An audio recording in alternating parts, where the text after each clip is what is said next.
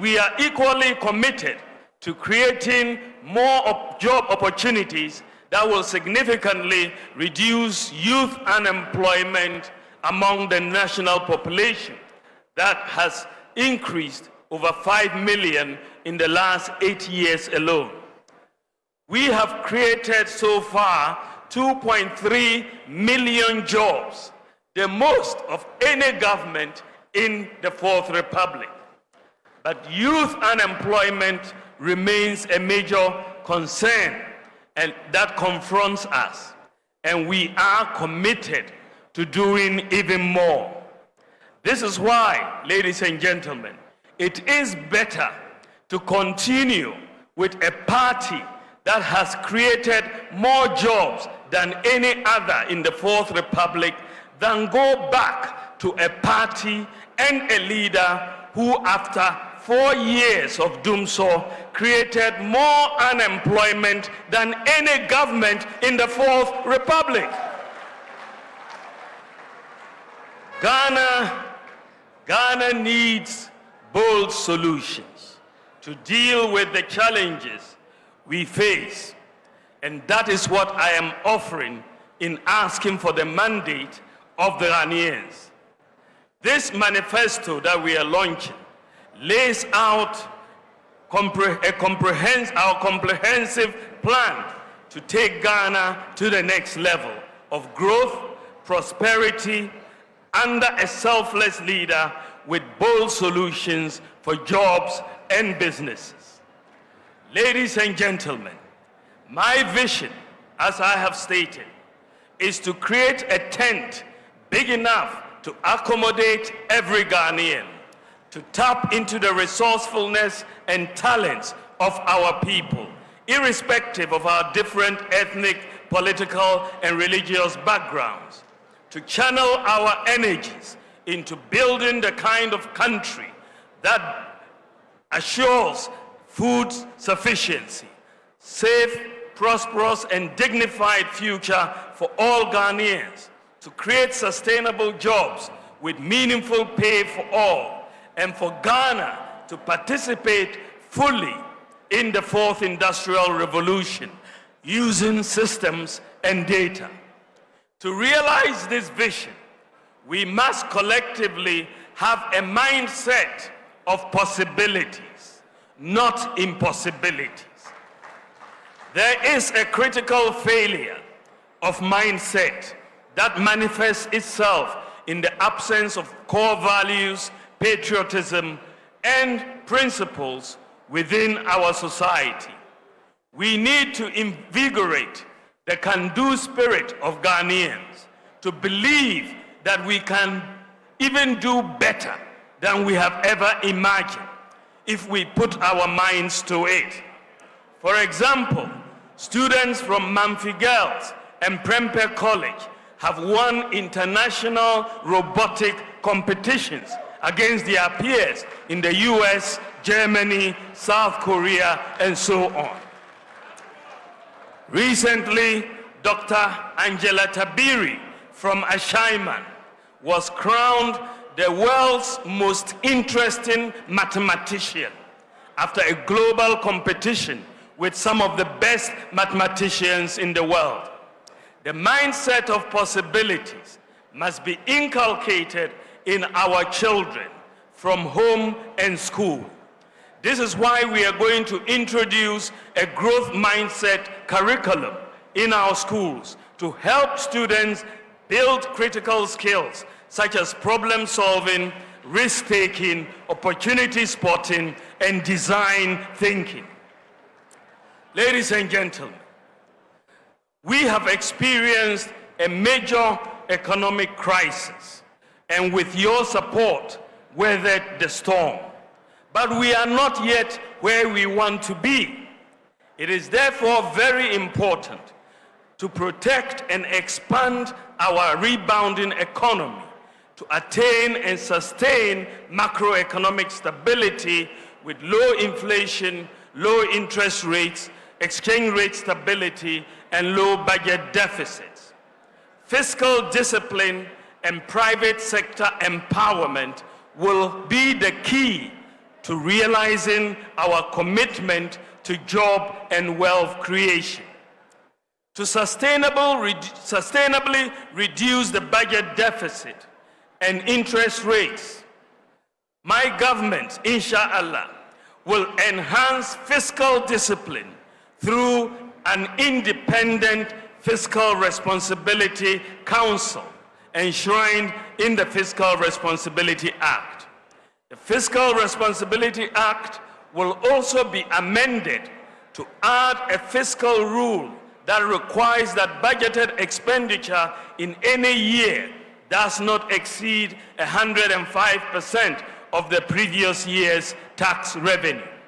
This will prevent the experience of budgetary expenditures based on optimistic revenue forecasts which do not materialize. Ladies and gentlemen, furthermore, my government will reduce the fiscal burden on government by empowering the private sector to do more. Fundamental to building any modern, prosperous society is ensuring that access to education and health is available to all, and that there is a safety net for the most vulnerable. Under the two-term administration of His Excellency Nana Addo Dankwa Akufo-Addo's government, I can say without any fear of contradiction that no past leader has done more to uplift the poor and the vulnerable in society than my boss. We put in place new ones and expanded existing social policies and programs for the masses across Ghana, like the free senior high school, free TVET, Agenda 111, one constituency, one ambulance, expanding school feeding, national health insurance care for childhood cancer, sickle cell patients, and kidney dialysis, and so on. I pledge to you that my government will protect and deepen all these programs that several millions of you depend on. From my interactions with the people, the three top major concerns of Ghanaians are the cost of living, jobs, and roads. The 2024 manifesto of the new patriotic party prioritizes what you, the Ghanaian people, say are your priorities. The manifesto lays out a clear path of how we plan to solve these major problems, among others. That is why my government will make business and jobs our #1 priority. True to our philosophy, I believe the private sector has the capacity to provide jobs and create wealth for society. My administration will therefore incentivize and empower the private sector to do more in complementing government in the provision and management of many infrastructures and other public services. This can reduce government expenditure, increase efficiency and accountability, create competition, and improve maintenance. Yes, we have built more roads than any other government in the Fourth Republic, but we still have a lot to do. In the last 8 years, we have been deliberate in empowering Ghanaian contractors to undertake many major infrastructural projects that would otherwise have gone to foreign contractors.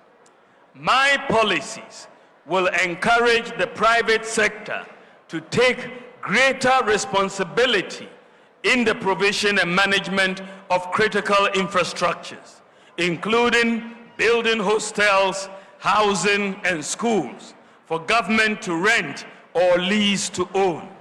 The demand for roads construction is massive, and this has historically placed a huge burden on the budget.